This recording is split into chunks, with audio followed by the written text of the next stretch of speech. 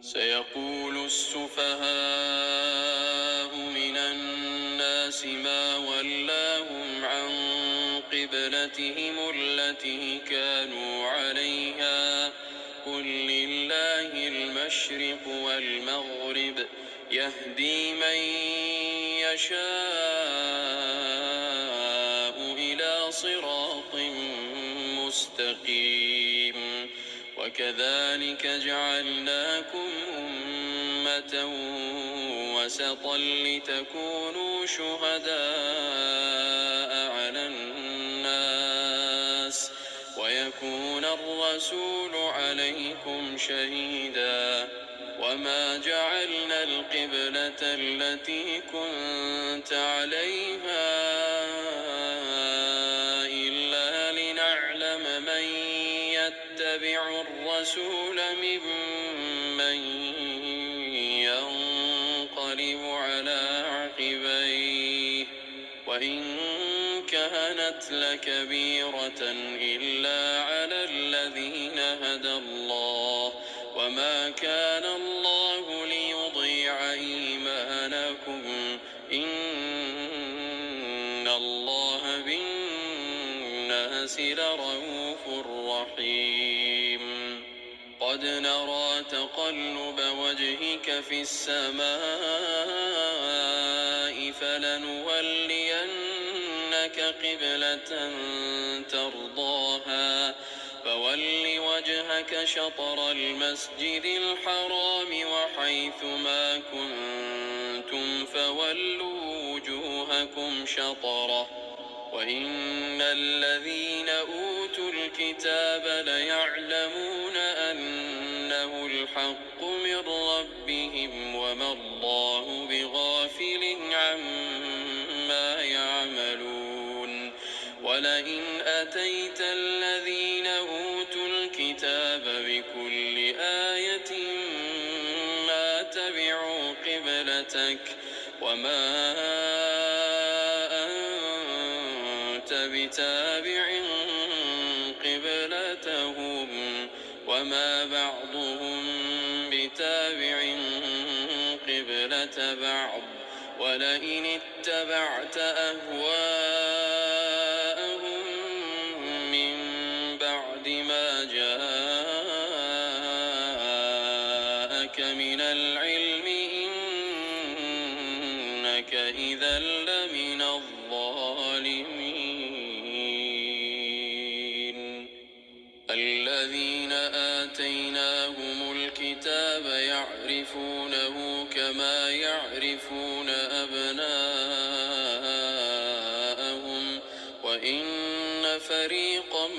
منهم ليكتمون الحق وهم يعلمون الحق من ربك فلا تكونن من الممترين ولكل وجهة هو موليها فاستبقوا الخيرات أينما تكونوا يأت بكم الله جميعا إن الله على كل شيء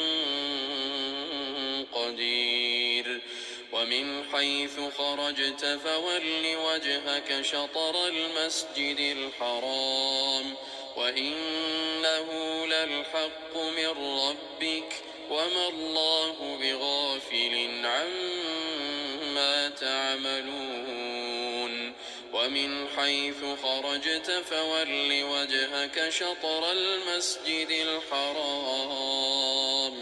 وحيث ما كنتم فولوا وجوهكم شطره لئلا يكون للناس عليكم حجة إلا الذين ظلموا منهم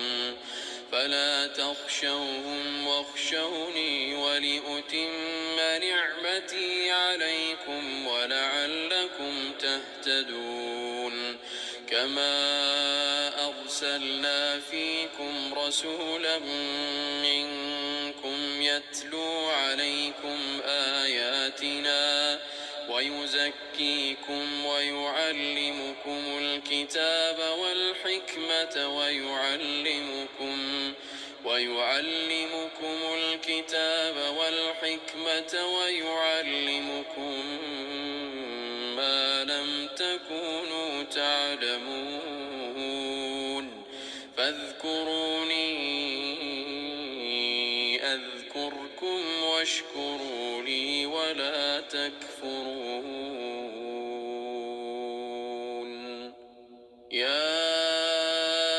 أيها الذين آمنوا استعينوا بالصبر والصلاة إن الله مع الصابرين ولا تقولوا لمن يقتل في سبيل الله أموات بل أحياء ولكن لا تشعرون ولنبلونكم بشيء من الخوف والجوع ونقص من الأموال والأنفس والثمرات وبشر الصابرين الذين إذا أصابتهم مصيبة قالوا إنا لله وإنا إليه راجعون أولئك عليهم صلوات من ربهم ورحمة وأولئك هم المهتدون إن الصفا والمروة من شعائر الله فمن حج البيت أو اعتمر فلا جناح عليه أن يطوف بهما ومن تطوع خيرا فإن الله شاكر عليم إن الذين يكتمون ما أنزلنا من البينات والهدى من بعد ما بيناه إن الذين يكتمون ما أنزلنا من البينات والهدى من بعد ما بيناه للناس في الكتاب أولئك يلعنهم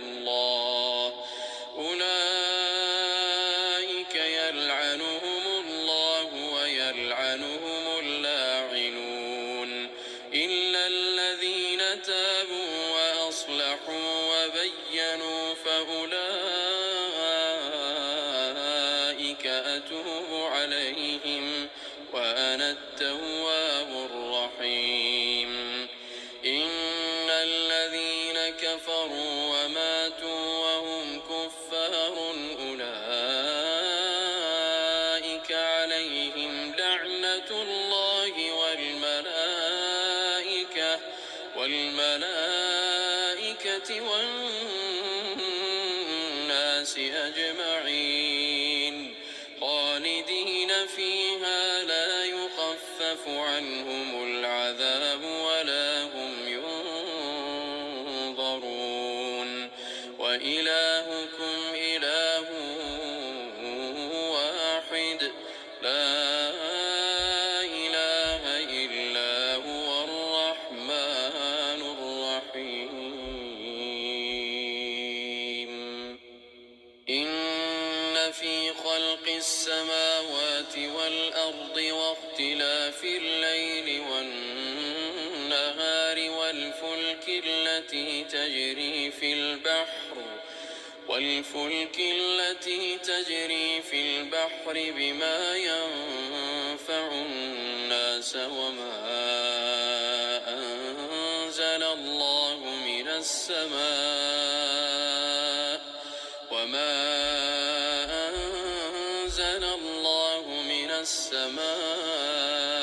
من ماء فأحيا به الأرض بعد موتها وبث فيها من كل دابة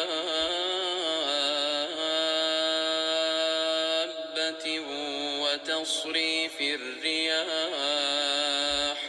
والسحاب المسخر بين السماء والأرض لآيات لقوم يعقلون ومن الناس من يتخذ من دون الله أندادا يحبونهم كحب الله والذين آمنوا أشد حبا لله ولو يرى الذين ظلموا إذ يرون العذاب أن القوة لله جميعا وأن الله شديد العذاب إذ تبرأ الذين اتبعوا من الذين اتبعوا ورأوا العذاب وتقطعت بهم الأسباب وقال الذين اتبعوا لو أن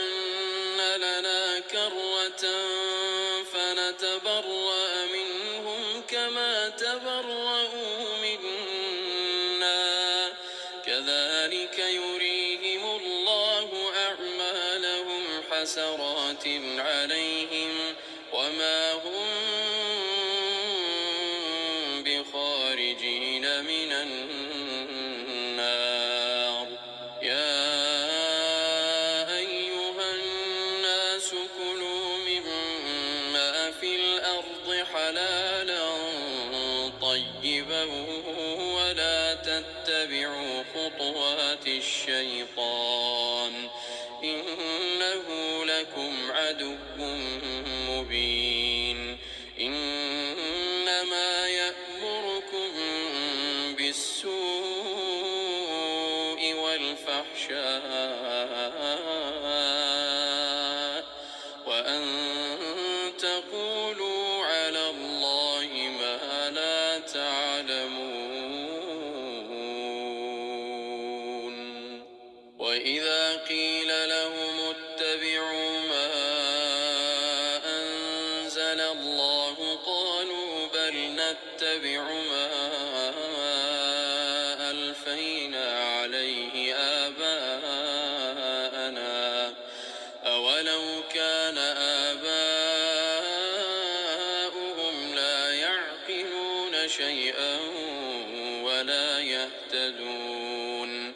ومثل الذين كفروا كمثل الذي ينعق بما لا يسمع إلا دعاء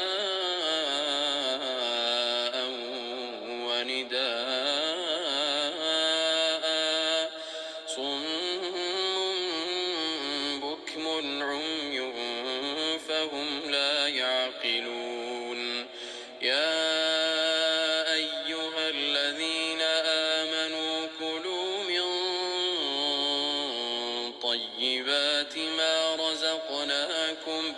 واشكروا لله إن كنتم إياه تعبدون إنما حرم عليكم الميتة والدم ولحم الخنزير وما أهل به لغير الله فمن اضطر غير باغ ولا عاد فلا إثم عليه إن الله غفور رحيم إن الذين يكتمون ما أنزل الله من الكتاب ويشترون به ثمنا قليلا أولئك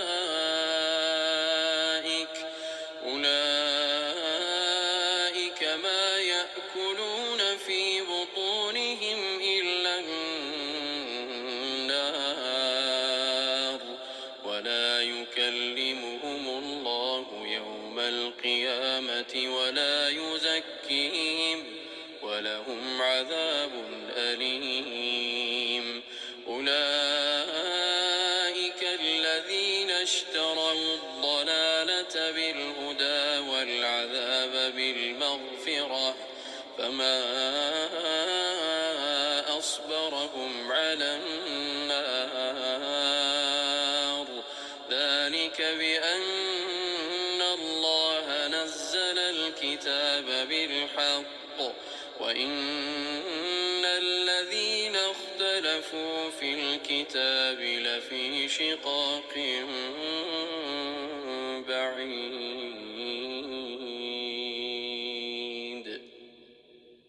ليس البر أن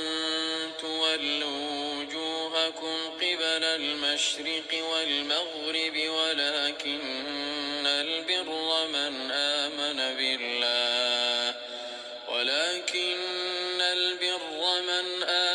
بالله واليوم الآخر والملائكة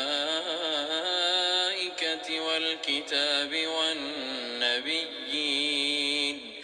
وآتى المال على حبه ذوي القربى واليتامى والمساكين وابن السبيل والسائلين وفي الرقاب وأقام الصلاة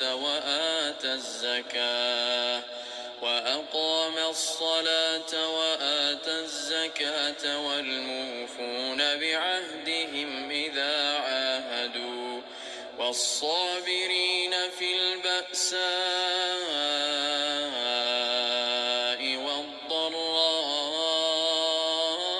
والضراء وحين البأس. أولئك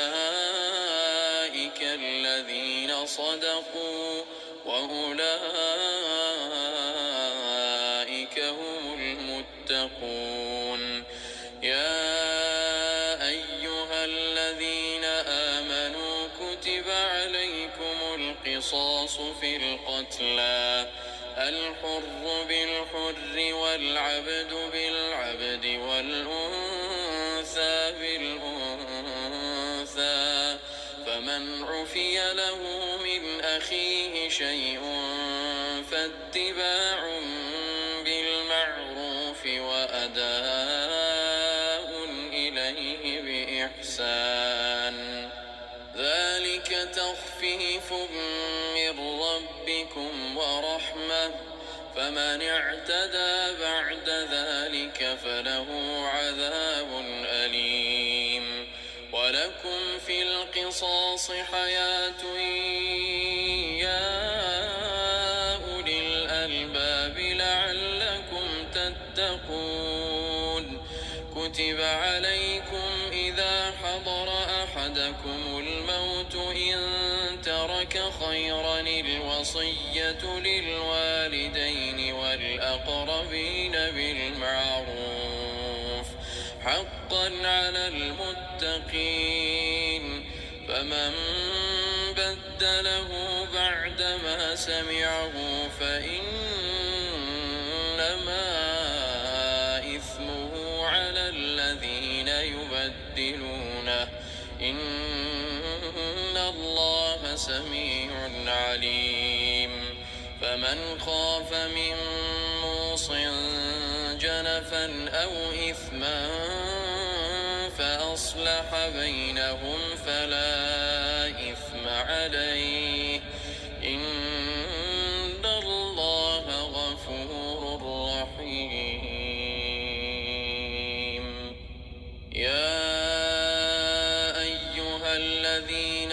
آمنوا كتب عليكم الصيام كما كتب على الذين من قبلكم لعلكم تتقون. أياما معدودات فمن كان منكم مريضا أو على سفر فعدة من أيام أخر وعلى الذين يطيقونه فدية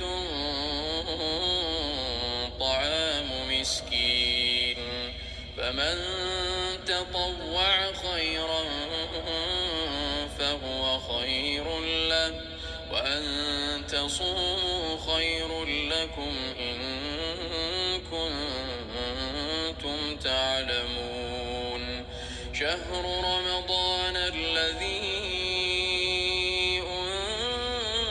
أنزل فيه القرآن هدى للناس وبينات من الهدى والفرقان، فمن شهد منكم الشهر فليصم، ومن كان مريضا أو على سفر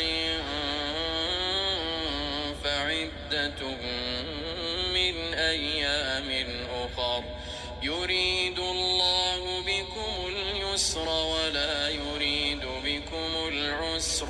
ولتكملوا العدة ولتكبروا الله على ما هداكم ولعلكم تشكرون. وإذا سألك عبادي عني فإني قريب أجيب دعوة الداع إذا دعاني فليستجيبوا لي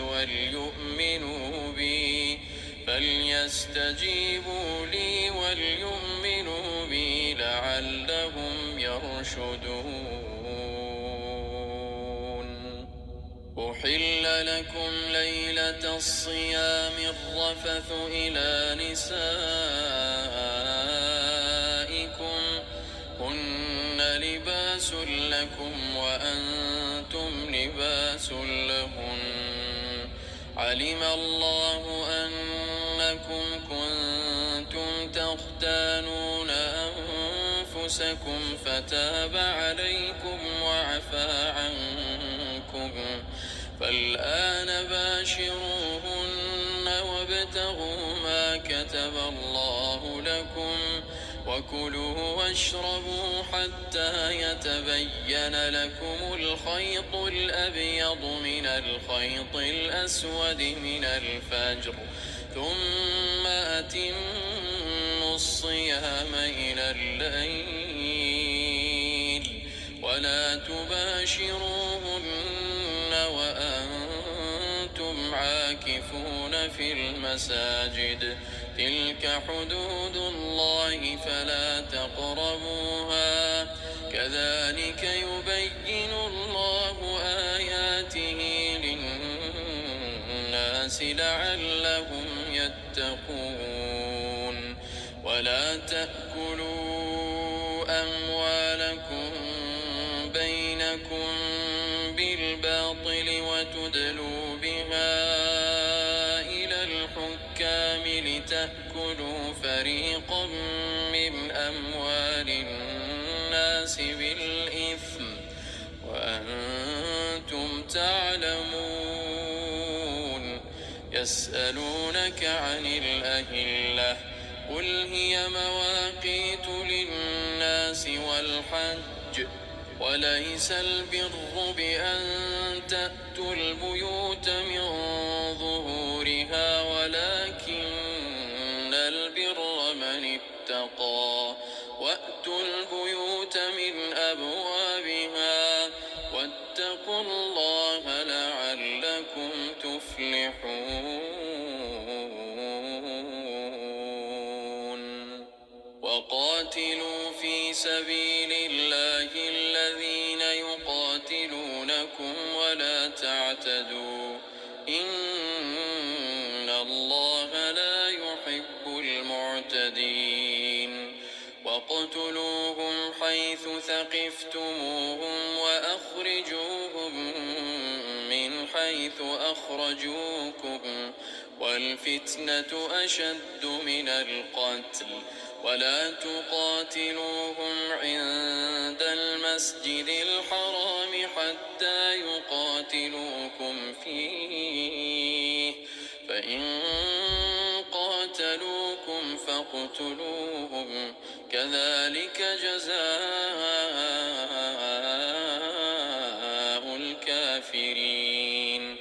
فإن انتهوا فإن الله غفور رحيم وقاتلوهم حتى لا تكون فتنة ويكون الدين لله فإن انتهوا فلا عدوان إلا على الظالمين الشهر الحرام بالشهر الحرام والحرمات قصاص فمن اعتدى عليكم فاعتدوا عليه بمثل ما اعتدى عليكم واتقوا الله واعلموا أن الله مع المتقين وأنفقوا في سبيل الله ولا تلقوا بأيديكم إلى التهلكة وأحسنوا إن الله يحب المحسنين وأتموا الحج والعمرة لله فإن أحصرتم فما استيسر من الهدي ولا تحلقوا رؤوسكم حتى يبلغ الهدي محله فمن كان منكم مريضا أو به أذى من رأسه ففدية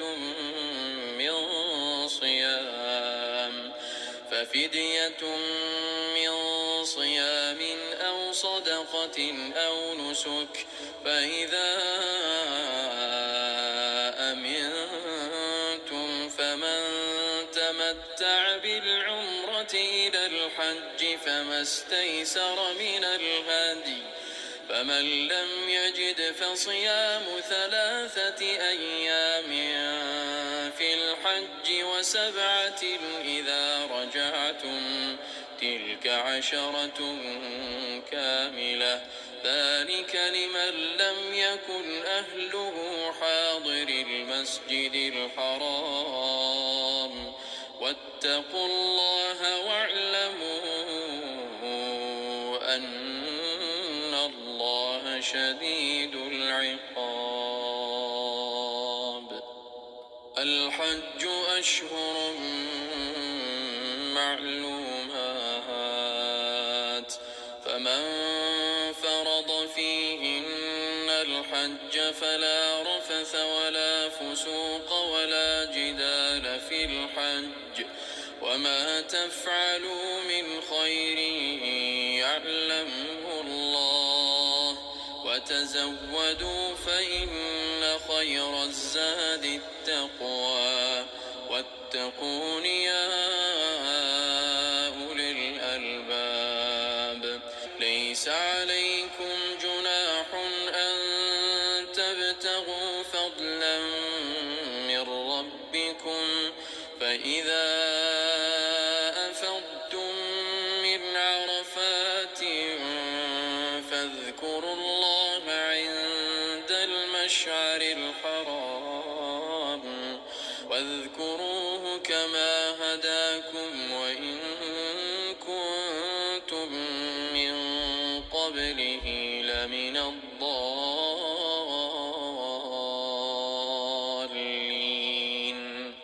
ثم أفيضوا من حيث أفاض الناس واستغفروا الله إن الله غفور رحيم فإذا قضيتم مناسككم فاذكروا الله كذكركم آباءكم أو أشد ذكرا فمن الناس من يقول ربنا آتنا في الدنيا وما له في الآخرة من خلاق ومنهم من يقول ربنا آتنا في الدنيا حسنة وفي الآخرة حسنة وقنا عذاب النار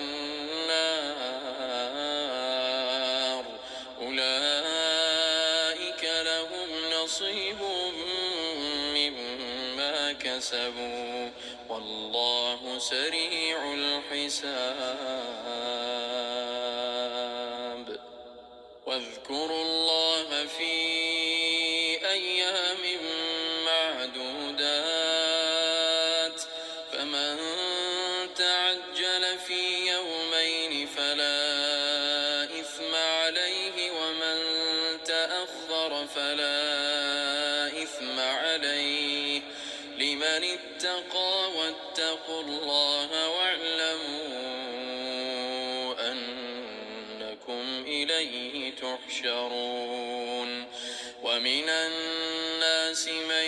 يعجبك قوله في الحياة الدنيا ويشهد الله على ما في قلبه وهو ألد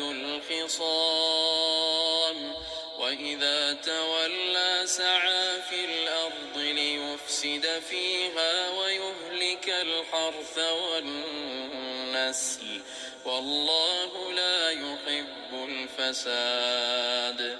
وإذا قيل له اتق الله أخذته العزة بالإثم فحسبه جهنم ولبئس المهاد ومن الناس من يشري نفسه ابتغاء مرضات الله والله رؤوف بالعباد يا أيها الذين آمنوا ادخلوا في السلم كافة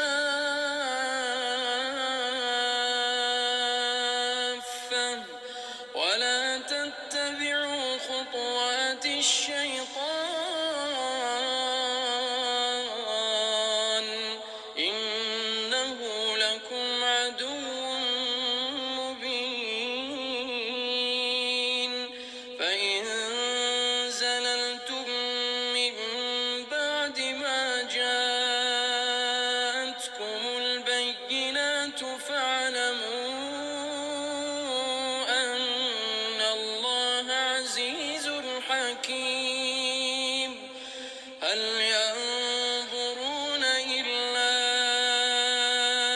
أن يأتيهم الله في ظلل من الغمام والملائكة وقضي الأمر وإلى الله ترجع الأمور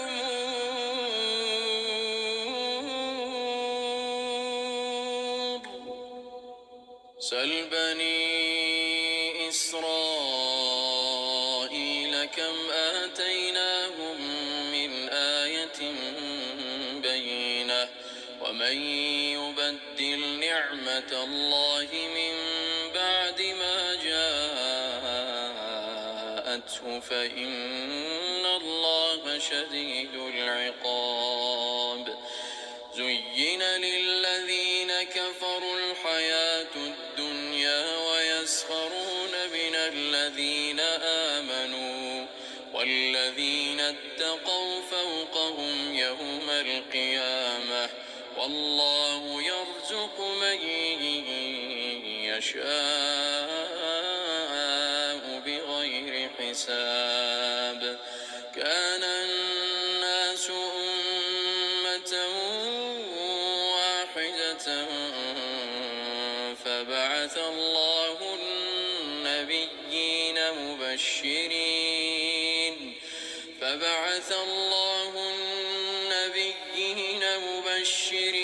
ومنذرين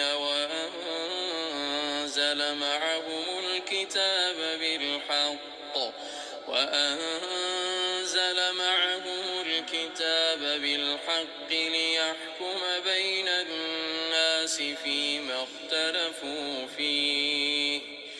وما اختلف فيه إلا الذين أوتوه من بعد ما جاءتهم البينات بغيا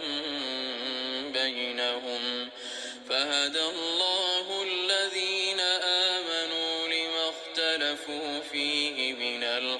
الحق بإذنه والله يهدي من يشاء إلى صراط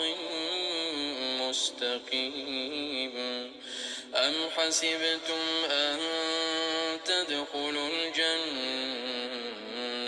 ولما يأتكم مثل الذين خلوا من قبلكم مستهم البأساء والضراء وزلزلوا حتى يقول الرسول والذين آمنوا معه متى نصر الله ألا إن نصر الله قريب. يسألونك ماذا ينفقون قل ما أنفقتم من خير فللوالدين والأقربين واليتامى والمساكين وابن السبيل وما تفعلوا من خير فإن الله به عليم. كتب عليكم القتال وهو كره لكم وعسى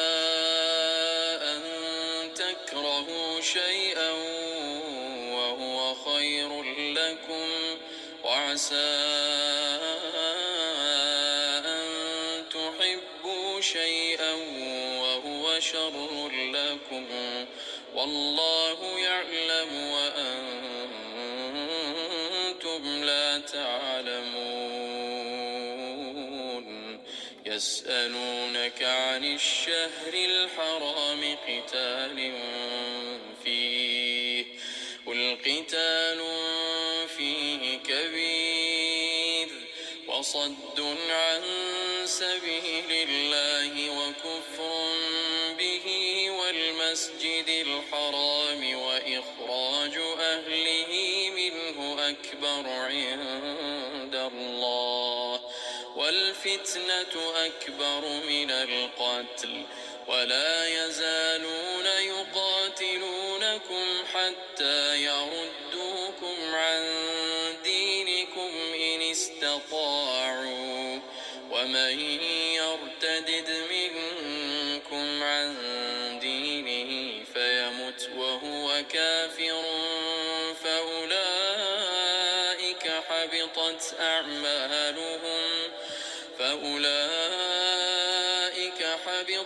أعمالهم في الدنيا والآخرة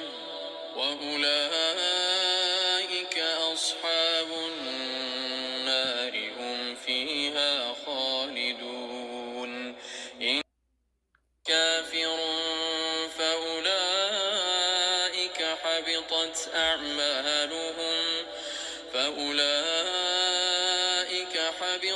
أعمالهم في الدنيا والآخرة وأولئك أصحاب النار هم فيها خالدون. إن الذين آمنوا والذين هاجروا وجاهدوا في سبيل الله أولئك يرجون رحمة الله والله غفور رحيم. يسألونك عن الخمر والميسر قل فيهما إثم كبير ومنافع للناس وإثمهما أكبر من نفعهما ويسألونك ماذا ينفقون قل العفو كذلك يبين الله لكم الآيات لعلكم تتفكرون في الدنيا الدنيا والآخرة ويسألونك عن اليتامى قل إصلاح لهم خير وإن تخالطوهم فإخوانكم والله يعلم المفسد من المصلح ولو شاء الله لأعنتكم إن الله عزيز حكيم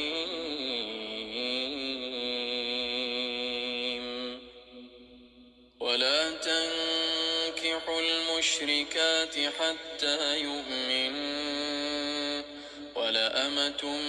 مؤمنة خير من مشركة ولو أعجبتكم ولا تنكحوا المشركين حتى يؤمنوا ولعبد مؤمن خير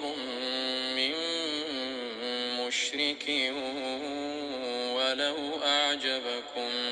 أولئك يدعون إلى النار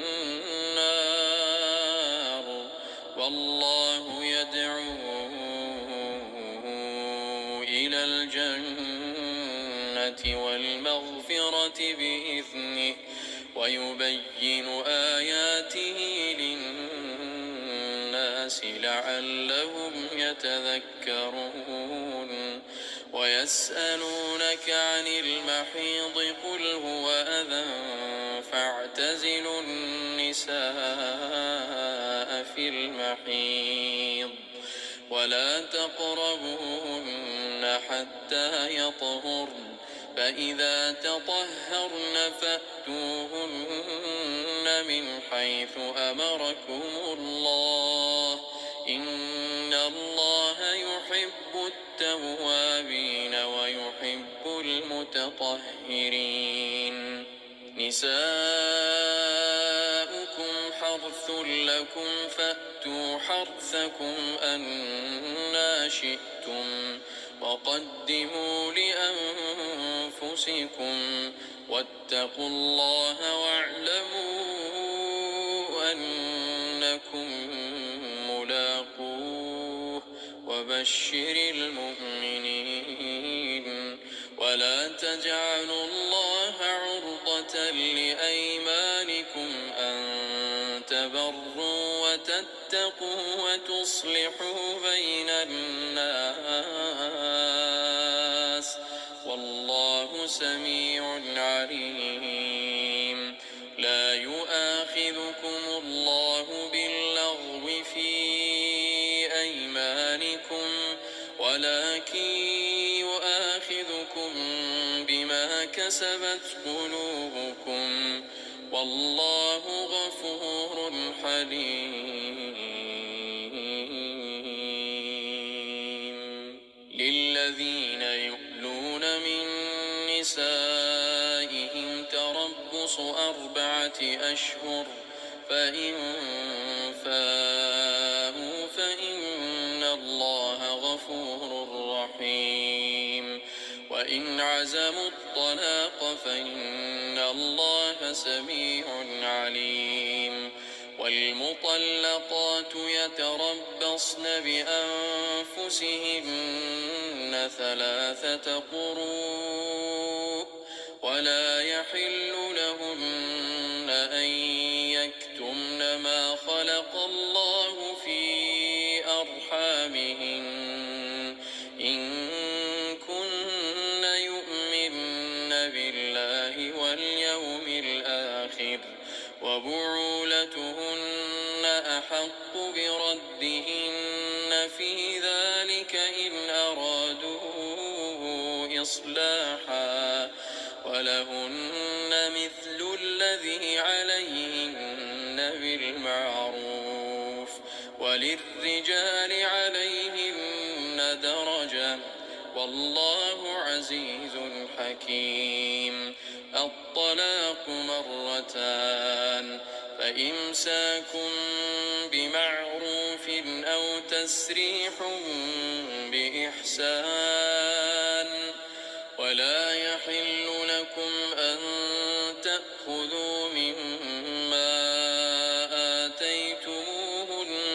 شيئا إلا أن يخافا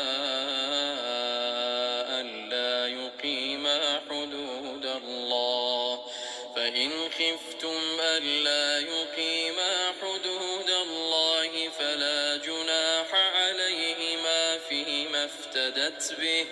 تلك حدود الله فلا تعتدوها، ومن يتعد حدود الله فأولئك هم الظالمون. فإن طلقها فلا تحل له من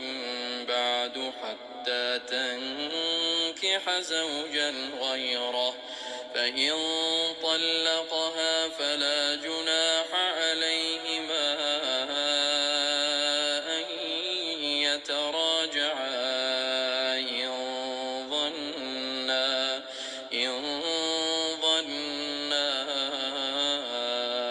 أن يقيما حدود الله،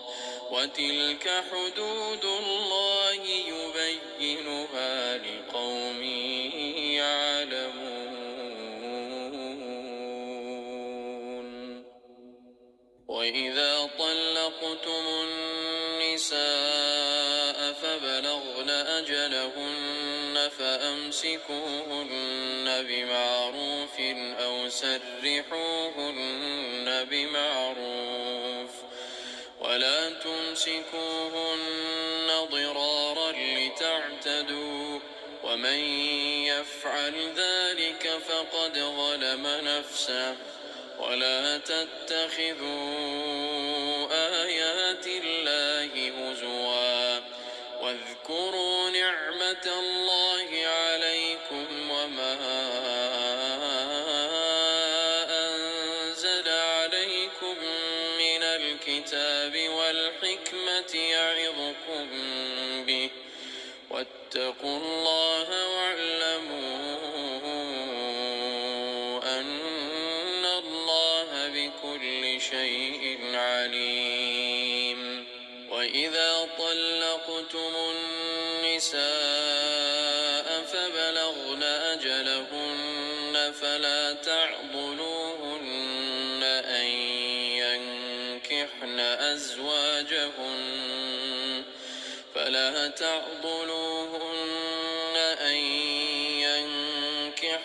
أزواجهن إذا تراضوا بينهم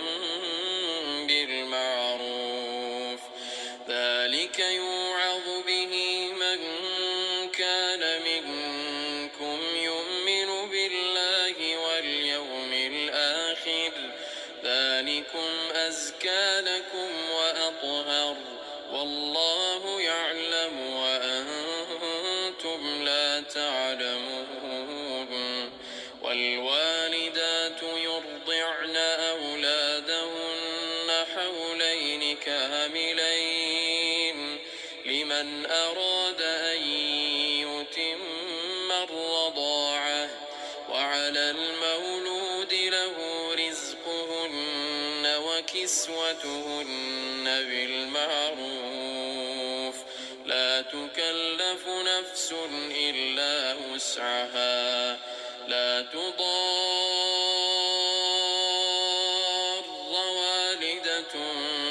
بولدها ولا مولود له بولده، وعلى الوارث مثل ذلك، فإن أرادا فصالا عن تراض منهما وتشاور فلا جناح عليهما. وإن أردتم أن تسترضعوا أولادكم فلا جناح عليكم إذا سلمتم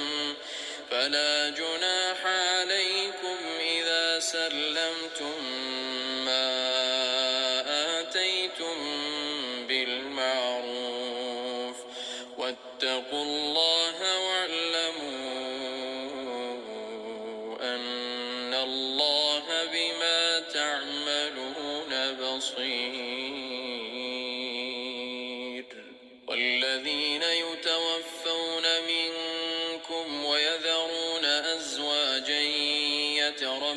يتربصن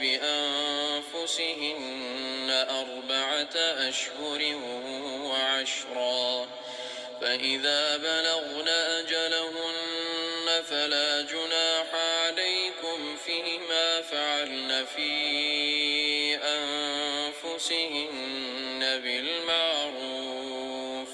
والله بما تعملون خبير. ولا جناح عليكم فيما عرضتم به من خطبة النساء أو أكننتم في أنفسكم، علم الله أنكم ستذكرونهن ولكن لا تواعدوهن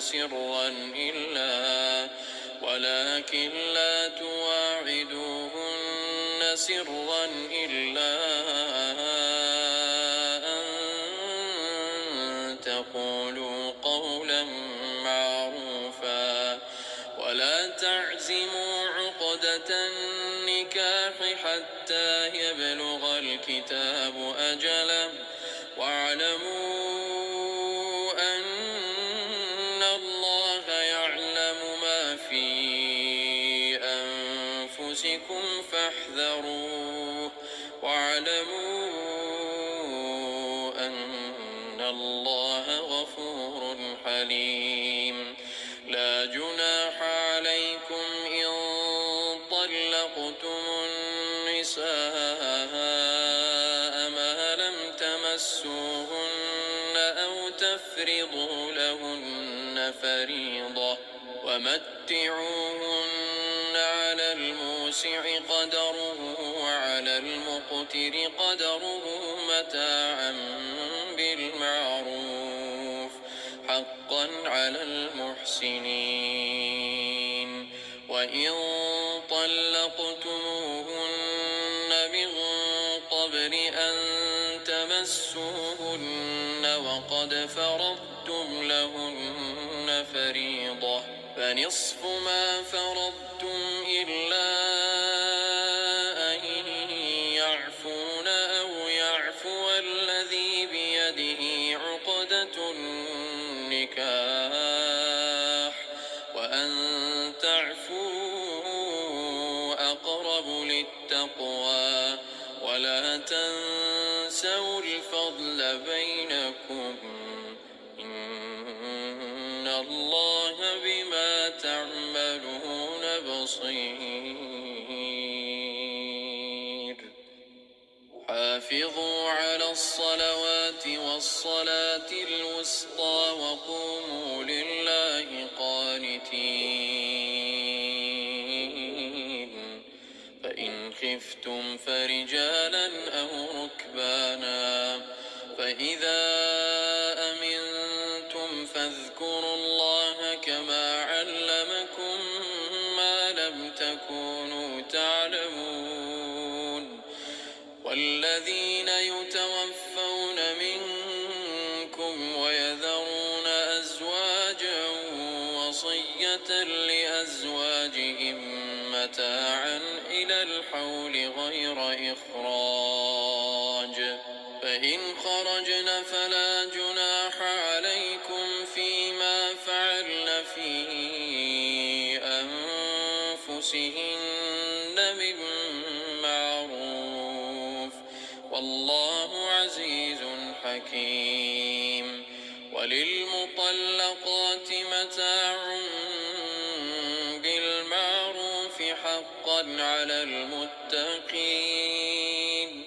كذلك يبين الله لكم آياته لعلكم تعقلون. ألم تر إلى الذين خرجوا من ديارهم وهم ألوف حذر الموت فقال لهم الله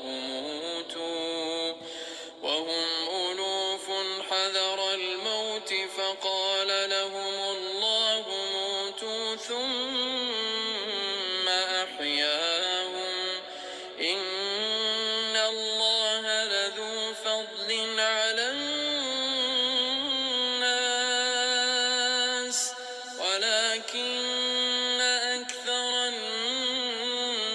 الناس لا يشكرون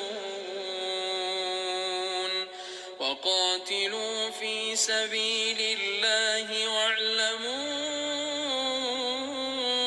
أن الله سميع عليم من ذا الذي يقرض الله قرضا حسنا فيضاعفه له أضعافا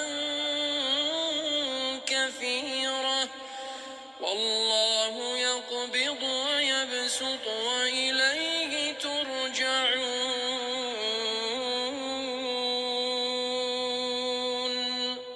ألم تر إلى الملأ من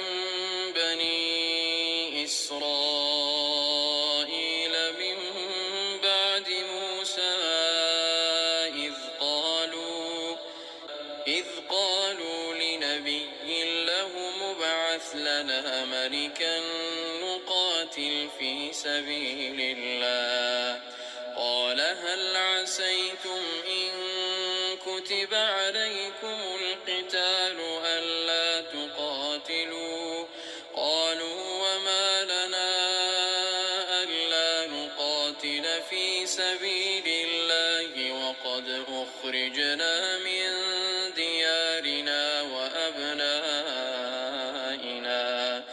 فلما كتب عليهم القتال تولوا إلا قليلا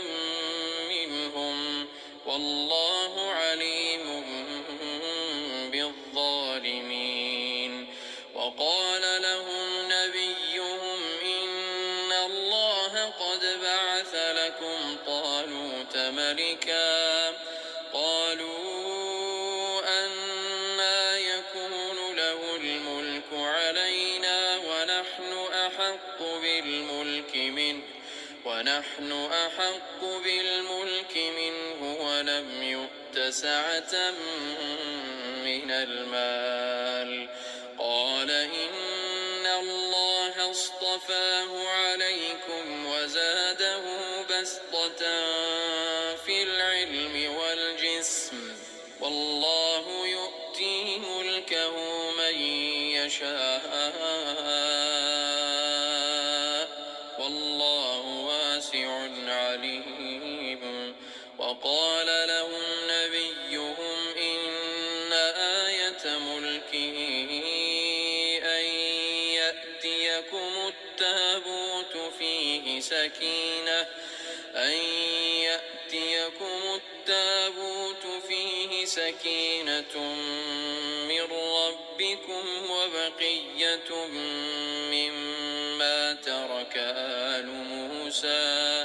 سكينة من ربكم وبقية مما ترك آل موسى وآل هارون تحمله الملائكة إن في ذلك لآية لكم إن كنتم مؤمنين فلما فصل طالوت بالجنود قال إن الله مبتليكم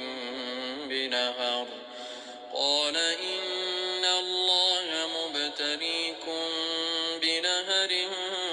فمن شرب منه فليس مني ومن لم يطعمه فإنه مني إلا من اغترف غرفة بيده فشربوا منه إلا قليلا منهم فلما جاوزه هو والذين آمنوا معه قالوا لا طاقة لنا اليوم بجالوت وجنوده قال الذين يظنون أنهم ملاقو الله كم من فئة قليلة فئة غلبت فئة كثيرة بإذن الله، والله مع الصابرين. ولما برزوا لجالوت وجنوده قالوا ربنا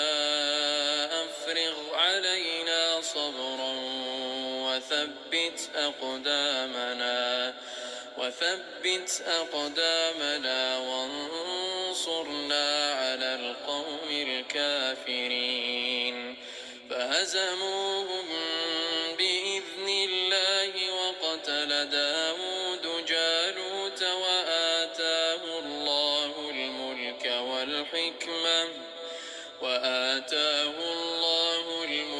والحكمة وعلمه مما يشاء. ولولا دفع الله الناس بعضهم ببعض لفسدت الأرض ولكن الله ذو فضل على العالمين. تلك آيات الله نتلوها عليك بالحق وإنك لمن المرسلين.